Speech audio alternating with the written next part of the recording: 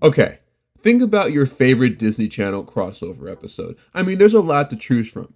You got That's So Sweet Life of Hannah Montana if you want a classic. You got Lab Rats vs. Mighty Med if you're into the action genre. You got the Lilo and Stitch episode with Kim Possible if you're into animation. Or any of the other Lilo and Stitch crossovers. Why were there so many? Under what circumstance would Penny Proud need to be in the same room as Stitch? After going through a bunch in your head, I guarantee you that the season 4 Good Luck Charlie episode featuring the Muppets did not cross your mind, but I can assure you this was in fact a real thing. And I kind of want to talk about it because of how absolutely bizarre of a concept this is to me. So that's what we're going to be spending the next few minutes doing. Because why not? I think that would be fun. My name is Mr. Nostalgia, and today we will be looking at the Good Luck Charlie episode, Duncan Dreamhouse, featuring the Muppets. A sentence I never thought I'd say in my life. Teddy Duncan is serving up some sweet and not so serious sisterly advice. More Good Luck Charlie is next on Disney Channel.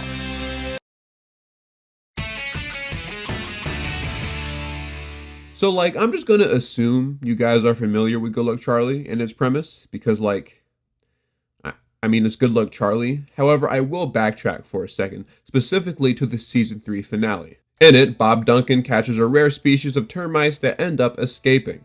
As a result, they end up destroying the entire house. So the episode ends with the family temporarily relocating to a hotel. Also, Teddy and Spencer break up for the second time. I'm not even going to bring up my thoughts about this dude. I'm going to have to save that for another video. This dude's horrible. I hate him! This now brings us to the season 4 episode, Duncan Dreamhouse. The episode starts off with the family adjusting to their new life in the hotel room, and naturally, it has not been an easy transition. I can't believe I went from having my own room to being stuck here with you people. Poor baby doesn't have his own room anymore. It's too bad you don't have a boyfriend anymore. Oh, snap. Yeah, you got cooked, Teddy. Can't even respond after that one. Take the L. There you go, friend. So basically, the plot of this episode centers around the Duncan family trying to decide what to do with their house now that it's been destroyed, more or less. The contractor informed the Duncan family that they could either rebuild their damaged house or tear it down and build a new one. Most of the family is under the agreement that getting their house rebuilt is the move. But instead of it being literally the same house from before, they want to revamp it and give everyone their ideal housing situations, which includes Teddy finally moving out of the basement and getting her own room. Bob and Amy argue over what to do with Teddy's old space in the basement. Bob wants it to be a man cave, but Amy wants it to be a yoga room. Standard sitcom couple bickering occurs. You know the drill. You've seen this show. The only one that doesn't want a new house, though, is Charlie. She wants everything to stay the same as it was before. You know, it's funny how when Charlie first started talking in the show, the laugh track used to do the sound effect, but now that she's 4 currently, nobody really cares when she talks. The only member of the Duncan family not affected by this situation is PJ, who, if you remember, actually moved out of the Duncan household and got an apartment with Emmett. Interesting enough, my last video was about Jump In, and he was also in that movie, which is crazy. I never put that together until now. However, their plot in this episode is ironically centered around getting a better apartment. The only issue is that their lease states that they have to be there for at least a year before moving. So they try to get themselves kicked out by doing stupid stuff. Standard Emmett and PJ subplot. Anyway, back to the A-plot. Teddy helps Charlie pack stuff from her room up into boxes, and Charlie expresses how much he doesn't want their house to change. What are you doing? We don't want to go. We are Venom. Teddy leaves to grab some more boxes, but then Charlie's stuffed circle starts talking to her. And, we just gonna hope that this is a figment of her imagination, or else this might be an issue. But Gabe said you can't talk. Then what am I doing right now? Good point. Circle says that it's up to Charlie to save the house, and the only way to do that is by making a mess. Okay. So she starts throwing her toys around, and Teddy and later Amy notice. Amy starts to worry, but then Teddy says that she knows how to handle this. So she grabs some of Charlie's other stuffed toys, aka SpongeBob and Patrick, to convince her to be more open-minded to the change. But yeah, things go just about as well as you'd expect.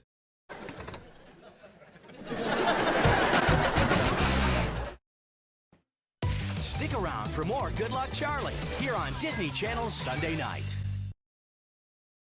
Now, here's more Good Luck Charlie on Disney Channel's Sunday night.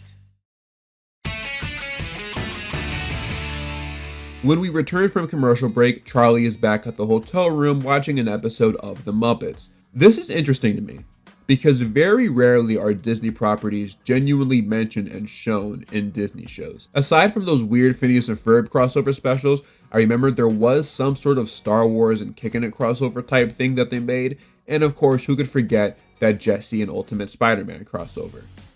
Even though I tried to, quite frequently. But for whatever reason, the Muppets out of all franchises were the ones that Disney chose to advertise super heavy on the Disney Channel. If you remember, around the time the 2011 movie came out, Miss Piggy had an appearance on So Random. She even appeared on that one Phineas and Ferb spinoff show where they interview people around that same time. Now I thought maybe this episode was something similar, where this was clearly made to tie into the Muppets Most Wanted movie, but I was very wrong. Muppets Most Wanted didn't come out until almost a year after this episode, which makes this specific crossover even stranger. I think Most Wanted's production certainly still was a factor into doing this episode, but it seems like this crossover happened almost purely because of the reasoning of, well, why not? Oddly enough, this wouldn't be the last time Disney Channel teamed up with the Muppets though, because there's actually a deleted scene from Most Wanted that includes Jesse's Debbie Ryan, Ant Farm's Jake Short, Lab Rat's Tyrell Jackson Williams, and of course, Good Luck Charlie's Bridget Mendler. I can't actually find this scene anywhere, but it does in fact exist. So yeah, the Muppets have quite a bit of lore with the Disney Channel. Anyway, back to the episode. Later we see Teddy and Amy back at their house, specifically in the kitchen. Teddy is taken back by Amy's surprisingly good cooking, which right off the bat should have let you know that this is in fact a dream. Teddy walks out of the kitchen and into the living room, and is greeted by a very casual Kermit the Frog. Hi-ho, Teddy. I love how bro just walked in like he owns the place. Kermit is voiced by Steve Whitmire, who is actually the one to immediately replace Jim Henson after his death, so there's a chance that if you're watching this, Steve is your Kermit the Frog, just like how Matthew Lillard is a lot of people's Shaggy. Shout out to Steve, man, that dude is a legend. Anyway, Kermit explains to Teddy that he heard that they were tearing their old house down to make it brand new. So, in classic Kermit the Frog fashion, he decided to sing her a song. If you could build your dream house, what kind of house would it be?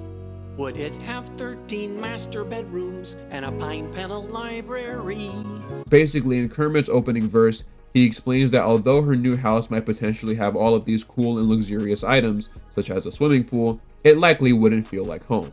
It wouldn't be able to hold the good old classic memories that the old house did. And then he hands her a framed image of the shot they used at the end of the season 1 intro, which is kind of funny. Kermit goes on to point out all of the qualities of the house that makes it feel truly like a home. And then out of nowhere, Fozzie Bear pulls up. What's good, Fozzie? Fozzie was always my favorite Muppet growing up, honestly. I always liked the comedian angle of him. After a short drum solo by Animal, Teddy chimes in with a verse of her own. Got to admit that it would be weird to build a new house and have this one just disappear. And then, just when you think things couldn't get any crazier, and yeah, this pairing just makes sense, you know? Amy and Piggy are on the opposite team of Teddy, Kermit, and Fozzie. They, of course, are in favor of installing the new dream house. But after some convincing from Teddy, Kermit, Fozzie, and some random chickens, Amy realizes that instead of updating their old house to create the house of their dreams, perhaps the house of their dreams is the one that they had all along. How nice. We then fade out and see that obviously Teddy was dreaming this whole thing. Charlie and Teddy rush out of the hotel room to find their mom to tell her that they don't want anything to change, and instead want the real house of their dreams.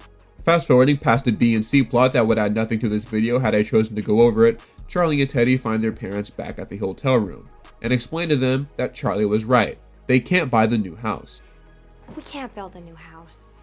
Let me guess, did the Gurgles talk to you too? One thing I absolutely love about Good Luck Charlie is how accurate they portray sibling relationships.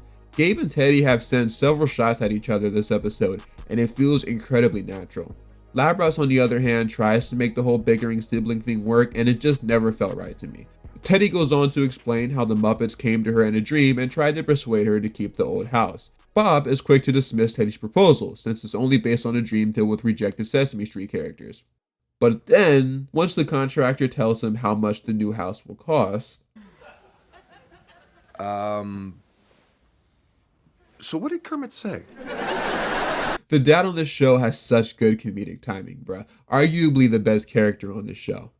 So yeah, looks like the Duncans will be rebuilding their old house, exactly like how it was before. In Teddy's video diary that she does at the end of every episode, she starts talking to Charlie about the events that just took place. But then the contractor, who genuinely believes he's a stand-up comedian even though he's not funny in the slightest, tries to tell a joke. The thing is I'm knocking because there is no doorbell. You see, I'm delivering. Good luck, Charlie. In the final scene of the episode, we get this really wholesome scene of Charlie talking to Miss Piggy and Kermit. Miss Piggy asks Charlie which she likes more, pigs or frogs.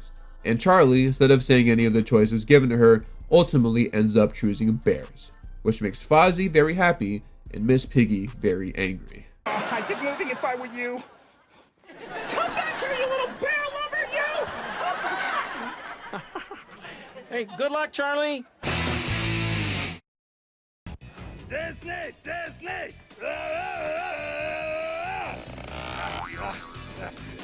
Mickey! No.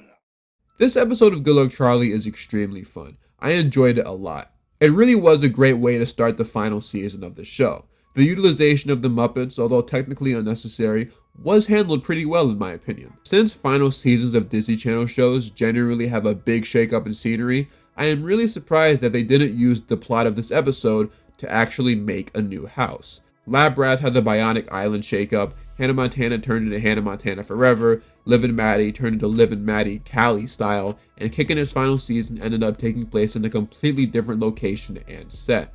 Some of these changes are due to the network wanting to soft relaunch the show so they don't have to pay the actors their residuals, and other times it just makes sense story-wise. So, since Good Luck Charlie was on its final season, I am kind of surprised they didn't use this episode to follow suit and actually make a new house for the Duncans to live in. But I mean, I am glad that they decided not to do that though. I for one really liked the set that they used for the first 3 seasons, and definitely did not want to see it go.